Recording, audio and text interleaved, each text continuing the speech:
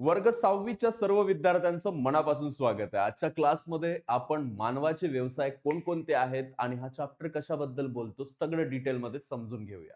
बघा, या फोटोमध्ये तुम्हाला दिसतंय की एक गुराखी आहे. तो त्याच्या गाई म्हशी घेऊन एका ठिकाणी जो आहे तो गायी चारतोय.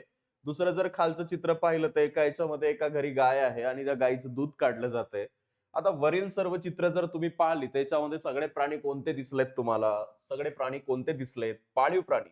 आणि यांच्यापासून दूध मिळवणं, दुधाची विक्री करणं, दुधावर दुग्ध प्रक्रिया केंद्रात प्रक्रिया करणं, ह्या सगळ्या गोष्टी, मग त्यानंतर त्याच्यापासून तूप बनतं, लोणी बनतं, चीज बनतं, श्रीखंड बनतं, पनीर बनतं, भुकटी बनते. या सगळ्या गोष्टी बनवायला जी प्रोसेस लागते, ती प्रोसेस कशी असते हे सगळं आपल्याला आजच्या चॅप्टर मध्ये कळणार आहे.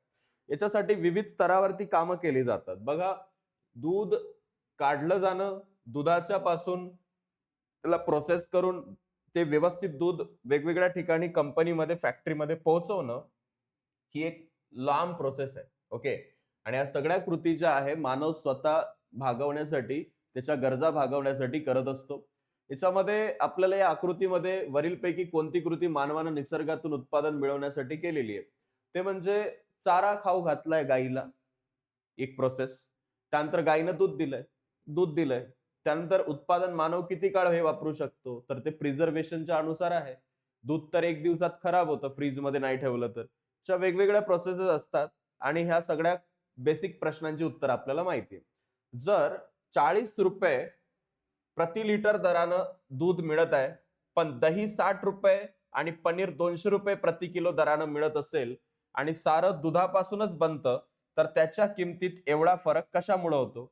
बघा, ₹40 ला 1 लिटर दूध भेटतं आणि ₹60 ला दही भेटतं आणि पनीर ₹200 ला भेटतं. ₹200 किलो? एवढं महाग कसं काय?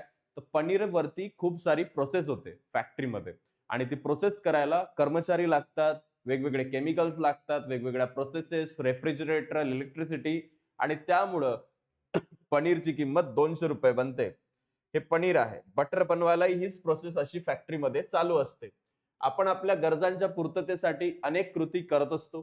या कृतीला आपण व्यवसाय म्हणतो, उद्योग म्हणतो आणि व्यापार म्हणतो. या 3 गोष्टी महत्त्वाच्या आहेत.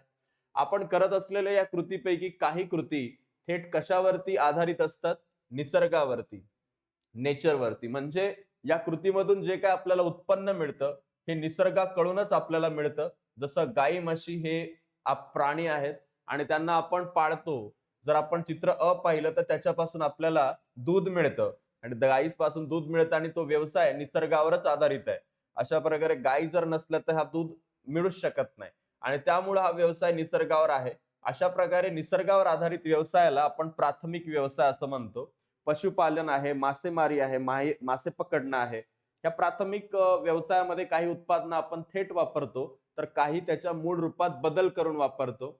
हे मिळालेलं दूध डेअरीमध्ये आणून त्याच्यावर आपण प्रोसेस करतो. म्हणजे निसर्गातून प्राप्त होणाऱ्या उत्पादनावर प्रक्रिया करून त्यापासून वेगवेगळे पदार्थ आपण तयार बनवतो. जसं दुधापासून श्रीखंड बनवतो, लोणी बनवतो, चीज बनवतो, दूध बनवतो, दुधाची पावडर बनवतो आणि हे पदार्थ जे आहे दूध पावडर वगैरे ते दूध नाही. तर हे पदार्थ खूप जास्त काळ टिकतात आणि त्यामुळं त्याची किंमतही काय असते? जास्त असते. अशा प्रक्रिया करण्याला आपण काय म्हणतो?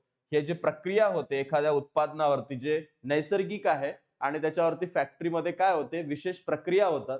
त्या प्रक्रियेला आपण काय म्हणतो? उद्योग असं म्हणतो. उद्योग हे कच्च्या मालावर आधारितच असतात आणि जसं ऊसापासून साखर होते, दुधापासून पनीर होते, तर या प्रक्रियेत कच्च्या मालापासून टिकाऊ पक्का माल तयार केला जातो. उद्योगांना पुरवला जाणारा हा कच्चा माल बहुतेक वेळा कुठून येतो? निसर्गातून येतो, म्हणजेच प्राथमिक व्यवसायातून येतो. हे सर्व जे व्यवसाय आहेत, हे प्राथमिक व्यवसायावर अवलंबून असतात. म्हणून अशा व्यवसायांना द्वितीयक व्यवसाय असं म्हणतात. प्राथमिक म्हणजे शेती, द्वितीयक म्हणजे प्रोसेस करणे, म्हणजे फॅक्टरी मधल्या प्रोसेसेस. आता ई जर तुम्ही पाहिलं तर तुम्हाला त्याच्यात दुधाचं संकलन दिसेल, विक्री होताना दिसेल आणि दुधाची वाहतूक दिसेल. तुम्ही पाहू शकता ते फोटो माग करून. दुग्धजन्य पदार्थाची विक्री जेव्हा होते, त्यावेळेस प्राथमिक द्वितीयक व्यवसायातील उत्पन्नाशी निगडीत ते आहेत असं आपल्याला दिसतं. बहुतेक वेळा हे सगळे जे व्यवसाय आहेत ते दोन्ही व्यवसायांना पूरक सेवा देण्याचं काम करतात. अशा व्यवसायाला आपण तृतीयक व्यवसाय असं म्हणतो. अशा व्यवसायाला आपण काय म्हणतो? तृतीयक व्यवसाय. हे व्यवसाय इतर सर्व व्यवसायांना पूरक असतात आणि या व्यवसायांना सेवा व्यवसाय असंही म्हटलं जातं. जे तिसऱ्या पद्धतीचा व्यवसाय आहे, ज्याच्यामध्ये द्वितीयक उत्पन्न आलं आणि द्वितीयक उत्पन्नावरती त्याची विक्री करण्याचं काम झालं, म्हणजे दुकानामध्ये काही लोक ते प्रॉडक्ट विकतायत, ही विकण्याची जी प्रोसेस आहे, या व्यवसायाला तृतीयक व्यवसाय असं म्हणतात. त्याला सेवा म्हणतात. तुमच्यापर्यंत पोहोचवतायत ते, त्याला सेवा असं म्हणतात. मालाची वाहतूक, मालाची चढ उतार करणे, मालाची विक्री करणे, ह्या सगळ्या गोष्टी याच्यामध्ये येतात. त्यानंतर दुग्धजन्य पदार्थ तपासत असताना ही व्यक्ती पदार्थाची गुणवत्ता तपासत आहे, हे काम करण्यासाठी व्यक्तीकडे विशेष प्रावीण्य असतं आणि ती सुद्धा एक प्रकारची काय असते, सेवाच असते. परंतु ही तृतीयक व्यवसायामध्ये सर्वसामान्य सेवा नसते. ही सेवा देण्यासाठी विशेष प्रावीण्याची गरज असते. त्यामुळं अशा प्रकारच्या सेवांना आपण काय म्हणतो, चतुर्थक व्यवसाय असं म्हणतो. सर्वच सेवा व्यवसाय हे प्राथमिक किंवा द्वितीयक व्यवसायाशी थेट संबंधित असतातच असं नाहीये. ड्रायव्हर, धारवाला, पोलीस, टपाल सेवा या वेगवेगळ्या प्रकारच्या सेवा आहेत, पण त्याचा समावेश सेवा क्षेत्रातच होईल असं नाहीये. ठीक आहे. त्यानंतर आपण इथं पाहू शकतो अजून काही चित्र दिलेले आहेत, जसं साखर निर्मितीच्या संबंधित आपल्याला इथं काही चित्र दिलेली आहेत. बघू शकता तुम्ही की ऊसापासून तुम्हाला ऊसाचं शेत दिसतंय, नंतर ऊस कापणी दिसते. ऊस कापणीनंतर ऊसाला त्या ट्रॅक्टरवरती घेऊन जे आहे फॅक्टरीमध्ये घेऊन जातायत, ऊस कारखान्यामध्ये जमा करतायत. जमा केल्यानंतर खालूनच जावं लागेल वर. कारखान्यात यंत्राची तपासणी आणि देखभाल होते. त्यानंतर ऊसाच्या रसाची प्रक्रिया केली जाते, म्हणजे ऊसापासून रस तयार केला जातोय, त्याच्यावर प्रक्रिया होते आणि त्यापासून साखर तयार होते आणि साखर तयार झाल्यानंतर साखरेची पोती ही जी आहे विकली जाते, वाहून नेली जाते आणि साखरेची विक्री होते.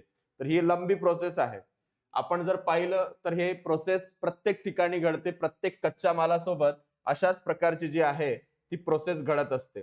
जसं मानवी व्यवसायाचं आपण अशा प्रकारे वर्गीकरण करतो. जगातील सर्वच देशामध्ये कोणते ना कोणते व्यवसाय चालूच असतात आणि या व्यवसायातूनच देशामध्ये देशादरम्यान आर्थिक उलाढाल होत असते. देशाचं विविध वस्तूचं उत्पादन आणि वार्षिक उत्पन्न ठरतं याच्यावरून. यावरून एखादा देश इतर देशाच्या तुलनेमध्ये किती विकसित आहे अथवा किती विकसनशील आहे हे ठरवलं जातं. बांगलादेश, युएई, टर्की या ठिकाणी विविध व्यवसायात कार्यरत असणाऱ्या लोकसंख्येनुसार विभाजित वर्तुळे तयार केलेले आहेत. प्राथमिक व्यवसायापासून तृतीयक व्यवसायापर्यंत हे वर्गीकरण आहे आणि विभाजित वर्तुळाच्या आधारे काही प्रश्नाची उत्तरं तुम्हाला करायची. आता हे जे तुम्हाला वर्तुळ दिसतात या बेसवरती कोणत्या देशात तृतीयक व्यवसाय जास्त आहे, द्वितीयक व्यवसाय सगळं दिसतंय आपल्या समोर. तर मी म्हणेल ही कृती तुम्ही करा. ही जर कृती तुम्ही केली तर तुम्हाला अजून चांगलं समजेल की हा जो एक देश आहे टर्की आणि वरचा जो देश आहे याचे रंग डायरेक्टच तुम्हाला दिलेत. टर्की देश आहे आणि युएई देश आहे, बांगलादेश देश आहे. याच्यामध्ये शेकडा कोणतं प्रकारचं उत्पादन जास्त केलं जातंय. सोबतच ही नोकरी तृतीयक व्यवसायात येते. कोणती येणार? बस कंडक्टर, वीटभट्टी कामगार नाही येणार. त्यानंतर पशुवैद्यक, बस कंडक्टर येणार नाही, पशुवैद्यक, कारण तो एक सेवा देतोय. बसचा कंडक्टर पण सेवा देतोय, पण त्याचं जे उत्पन्न आपण पाहिलं तर ते पशुवैद्यकीय सेवेपेक्षा जे आहे थोडं कमी आहे. उष्णकटिबंधीय प्रदेशामध्ये प्रामुख्याने कोणता व्यवसाय आढळतो? तर आपण म्हणू शकतो प्राथमिक ऍग्रिकल्चर जास्त केला जाईल, कारण पाऊस आणि ह्या सगळ्या गोष्टी व्यवस्थित असतात. अमोलची आजी पापड आणि लोणचं विकते, हा व्यवसाय कोणत्या याच्यामध्ये येईल बेटा? हा व्यवसाय द्वितीयक मध्ये येईल, कारण तो एक प्रकारचा उद्योगच आहे, तो लघु उद्योग आहे. त्यामुळं याचं उत्तर असेल ऑप्शन नंबर 2. तर अशा प्रकारे आपण हा जो आहे महत्वाचा चॅप्टर कंप्लीट केलाय.